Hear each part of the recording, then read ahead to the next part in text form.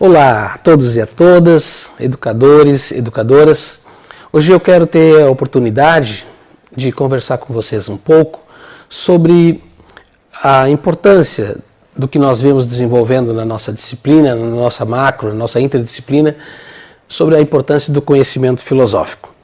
Vocês vão estar recebendo na sequência um texto, e é sobre esse texto, intitulado Para que Filosofia?, que eu gostaria de conversar um pouquinho com vocês.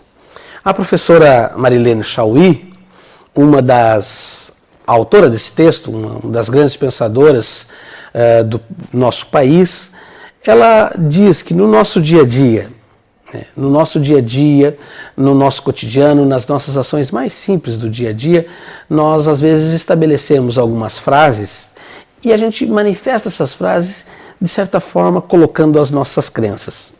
Às vezes a gente coloca a ideia do dia, do calendário, dizemos que uma coisa é bonita, outra coisa é feia, nós dizemos que alguém é normal, que fulano não é normal, nós trabalhamos as nossas ideias, onde manifestamos as nossas crenças, e nesse manifestar as nossas crenças, nós defendemos as nossas verdades. Segundo a professora Marilene Chaui, ela diz que nas nossas afirmações, quando a gente fala, por exemplo, que dia é hoje, eu já tenho meio que, de certa forma, determinado uma ideia de tempo e de calendário. Quando eu falo que algo é bonito e aquilo é feio, eu tenho a ideia daquilo que para mim parece que já está meio que formatado na minha compreensão, a ideia de beleza e de feiura. Enfim, nós externamos as nossas convicções nas nossas falas. Ocorre que, o que aconteceria se a gente pudesse colocar sob suspeita tudo aquilo que nós colocamos como afirmações e que para nós são muito caras e de certa forma muitas vezes no nosso debate a gente coloca ela como portadora de verdade. Tanto é forte isso que no nosso dia a dia às vezes a gente pega e diz, não, para aí. Eu vou te contar a verdade sobre isso. Então nós temos a ideia do que é verdadeiro, do que é falso, do que é bonito, do que é feio, do tempo. Todas são ideias que já estão pré-concebidas em nós na nossa formação. O convite que esse texto que vocês estarão lendo e o convite que a disciplina nossa fala, propõe para você que está nos acompanhando é em que medida se nós resolvêssemos tomar uma atitude de colocar sob suspeita todas essas nossas afirmações. O que aconteceria se, por exemplo, nós mudássemos essa ideia? Tá, mas por aí, quando eu digo que dia é hoje, a gente começasse a se questionar, por exemplo, sobre a ideia de calendário, que para nós está muito formatada na nossa forma de ser, de pensar, de interpretar a realidade. E aí, para que serve isso? Né? Qual é a validade de colocar isso sob suspeita? A gente vai ver, por exemplo, se começar a nos questionar, tá, mas o calendário sempre foi medido assim? Só um pequeno exemplo, a gente vai ver que não. Até a Idade Média, por exemplo, o ano, que hoje nós conhecemos como 12 meses, tinha apenas 10 meses. Tanto é que a palavra dezembro, em italiano, ela vem da palavra 10, dieci. Haviam apenas 10 meses. Mas o que aconteceu de diferente que mudou, por exemplo, a nossa noção de calendário, de tempo? Aconteceu que um dos imperadores resolveu fazer uma homenagem para si mesmo e acrescentou o mês de julho. Ele era um famoso imperador, Júlio César acrescentou um mês a mais. O outro gostou da ideia e, em homenagem a si próprio, acrescentou. O Augusto César colocou o mês de agosto. E aí o ano acabou tendo 12 meses. Mas o que isso tem a ver? Onde é que esse professor Vilmar está querendo chegar? Você que está nos acompanhando aí deve estar pensando. Não, por exemplo, já mudaria tudo. Várias coisas modificariam se colocar nessa compreensão das mudanças de 2 meses a mais. Como, por exemplo, Jesus Cristo não teria nascido no 25º dia do mês de dezembro, como nós comemoramos hoje. E aí já mudaria, inclusive, as comemorações das datas festivas, entre elas a questão do Natal. Estou dando apenas esse exemplo para trazer a importância que é do filosofar, da atitude filosófica. A professora Marilene Chaui diz para nós que nós devemos praticar mais a atitude filosófica. Nós devemos questionar mais quando, por exemplo, alguém nos diz, olha, isso aqui é certo, isso é mentira. Isso é verdadeiro, isso é falso. Mas quem é que estabeleceu que isso é verdadeiro e que aquilo é falso? Então, atitude filosófica é a capacidade de colocarmos sob suspeita aquilo que para nós é tido como uma segurança, como um critério de verdade. A filosofia, por exemplo, normalmente nós questionamos. Mas para que tem que estudar filosofia? E nós não praticamos atitude filosófica em relação à própria filosofia. Como, por exemplo, nós não perguntamos, por exemplo, para que matemática? Nós não questionamos para que estatística, mas nós perguntamos para que filosofia. Então, a professora Chauí e nós aqui na nossa disciplina estamos convidando vocês a realizar esse exercício de praticarem atitudes filosóficas. Atitudes filosóficas reforço, colocarmos o nosso cotidiano, as nossas vivências, as nossas experiências sob suspeita, estabelecendo aquilo que alguns não gostam, que é a dúvida. Duvidar é muito bom. Segundo a professora Marlene Chauí, a atitude filosófica proporciona em nós duas reações. Uma primeira, as pessoas dizem, lá vem o chato, questionador, aquele que não se contenta com nada e está sempre perguntando. Tanto é que a gente não gosta, né, nós que somos educadores, né, você que está se formando enquanto educador ou que tem alguma experiência, e normalmente há uma grande experiência nas pedagogias tradicionais de não gostar de quem questiona. Porque aquele que questiona, ele problematiza, ele gera uma instabilidade nas nossas verdades. Então a atitude filosófica cria num primeiro momento, por alguns, uma certa rejeição. Mas, por outro, ela cria um elemento muito importante, porque ela alarga o nosso pensamento crítico. Ela amplia o sentido, ela desmistifica aquilo que a gente tem como verdadeiro. Nessa disciplina, nós estamos propondo para vocês exercícios de atitude filosófica. Desde o primeiro encontro, desde as atividades pretéritas, através das narrativas, através das cartas, que vocês possam trazer elementos do cotidiano de vocês, como é a questão do objeto, à luz da reflexão. E esses elementos vão contribuir muito para você ampliar o sentido. Antes, no início, era apenas um objeto, mas cada narrativa, cada carta que nós estamos lendo aqui na nossa disciplina, na nossa interdisciplina, nós estamos percebendo os progressos de cada um e de cada uma de vocês. Eu gostaria que nós pudéssemos fazer mais esse exercício. Por exemplo, esse é um momento do nosso país que necessitamos muito praticar a atitude filosófica. Em relação à perca de direito, eu particularmente na noite passada li um artigo onde falava que a universidade pública tem uma PEC aí, uma outra, que do senador Crivella, que ele defendeu e está correndo, uma medida provisória, perdão, não é uma PEC, uma medida que está sugerindo que os estudantes paguem o ensino público. Que alguns estudantes, conforme uma condição salarial, paguem o ensino público. Então, eu começo a praticar atitude filosófica em relação a isso. Por exemplo, quantas pessoas sonharam, lutaram, debateram a partir do grande sonho do artigo lá da Constituição que defende que o ensino público tem que ser gratuito, acessível para as pessoas e que deve proporcionar a dignidade das pessoas ter acesso. Que o ensino público foi uma conquista disso. De repente vem uma normativa e coloca para nós como uma verdade.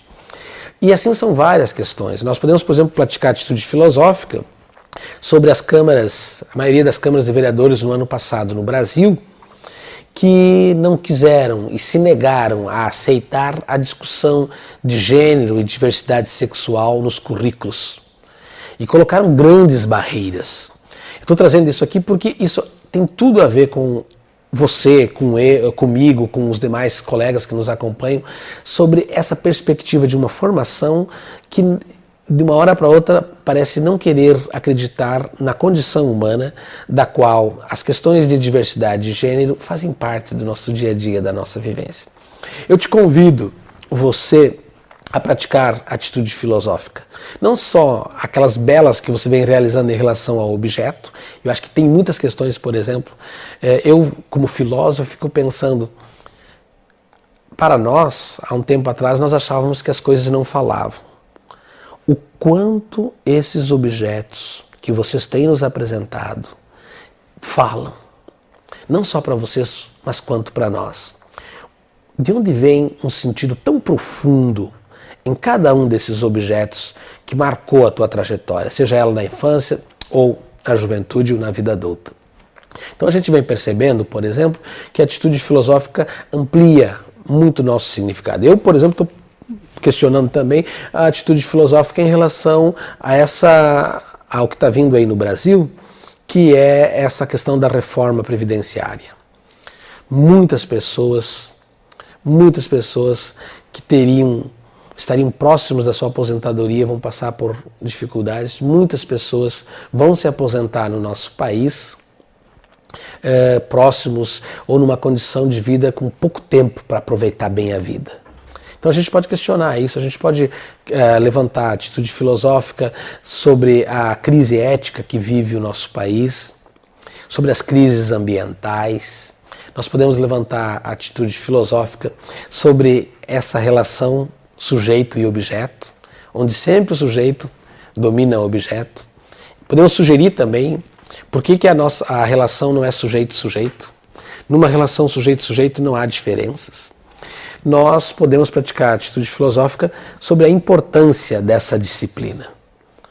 Qual é a importância que a interdisciplina de filosofia, ciência, sociologia está promovendo, não apenas enquanto conteúdo no sentido tradicional, mas enquanto reflexões para que você que está se constituindo educador, educadora, professor ou professora, possa ampliar a tua compreensão sobre o mundo.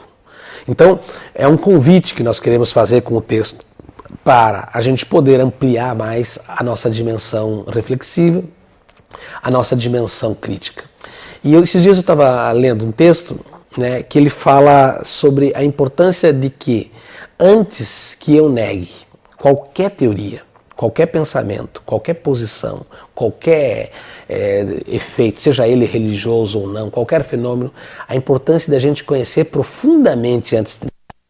Então a atitude filosófica, ela não nos torna nós mais envaidecidos. Ao contrário, nos torna muito mais humilde. O velho Sócrates dizia que eu só sei que nada sei. E quando eu sei que nada sei, uma coisa eu sei.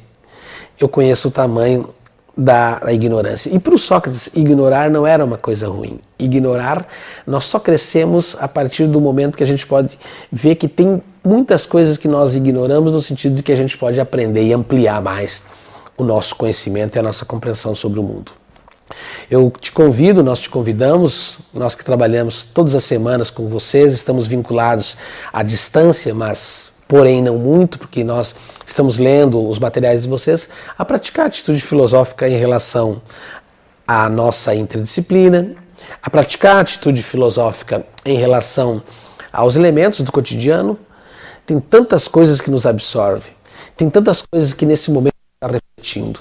Quantas vezes a gente não pratica atitude filosófica colocando a cabeça no travesseiro? Quando a gente está com aquela dúvida, a gente fica colocando, buscando alternativa, refletindo sobre, buscando sentido. Eu estou praticando atitude filosófica, por exemplo, sobre o ensino médio. O que está acontecendo com o ensino médio brasileiro, em que de uma hora para outra estão querendo colocar que qualquer pessoa pode lecionar filosofia, sociologia, artes. Por que será que uma disciplina tem um valor maior do que o outro? Por que será que de uma hora para outra resolve-se cortar as disciplinas com conteúdo reflexivo e crítico? Que país é esse que proporciona o encolhimento da nossa capacidade crítica e criativa? Você que está nos acompanhando deve estar dizendo aqui, olha, enquanto o professor Vilmar está falando isso, eu estou refletindo sobre outras possibilidades. Diga para a gente na sua carta, traga para a gente, manifeste quais são tuas atitudes filosóficas. Exercite a capacidade da dúvida. São as perguntas que nos movem. Boas perguntas fazem com que a gente possa passar uma vida inteira criando movimentos. E esse é um convite que o campo da filosofia, dos fundamentos, quer fazer a você. Eu fico pensando que a atitude filosófica não é algo meramente acadêmico. As crianças têm perguntas profundamente filosóficas. Eu me lembro que a minha filha, quando tinha 3 anos, começou a me perguntar, por exemplo, pai, aonde é que a gente vai? Eu, naquela época, estava com formação católica. A gente vai na igreja. Nós vamos na igreja fazer o quê? Ela perguntando. A gente vai rezar. A gente vai rezar para quem? Para Deus. Aí ela continua fazendo a mesma pergunta, mas quem é Deus? Eu digo, não, para de perguntar. Então, normalmente, o que eu quero trazer é que nós, na nossa forma de educar, na nossa forma de catequizar, na nossa forma de viver, existem muitos espaços que inibem a atitude filosófica. E a gente, às vezes, cresce e fica um adulto que tem dificuldade de questionar. Eu estou te convidando, nós estamos te convidando, que exercite uma boa atitude filosófica, compartilhe conosco essa experiência através de uma narrativa. Eu, lendo as cartas de vocês, tenho praticado inúmeras atitudes filosóficas sobre o que um objeto pode dizer. O objeto tem falado muito, portanto o objeto também fala. O objeto também nos diz. E essa experiência rica nos torna cada vez melhores e amplia o nosso sentido e amplia também o nosso sentimento da educação. Reforçando a ideia do Paulo Freire de que nós nos educamos enquanto convivemos. E é essa convivência que a gente está tendo com vocês, ainda que a distância, tem proporcionado para nós muitas relações de aprendizagem. E essa aprendizagem ocorre dos dois lados. Por isso que o termo novo é ensinagem. Ensinamos e aprendemos ao mesmo tempo. Um grande abraço a vocês. Espero que a gente possa ter outros contatos, além dos belos que eu estou tendo, que nós estamos tendo à distância. Um abraço, a gente se encontra por aí. Boas atitudes filosóficas e quero ter o prazer de ler as cartas de vocês. Grande abraço.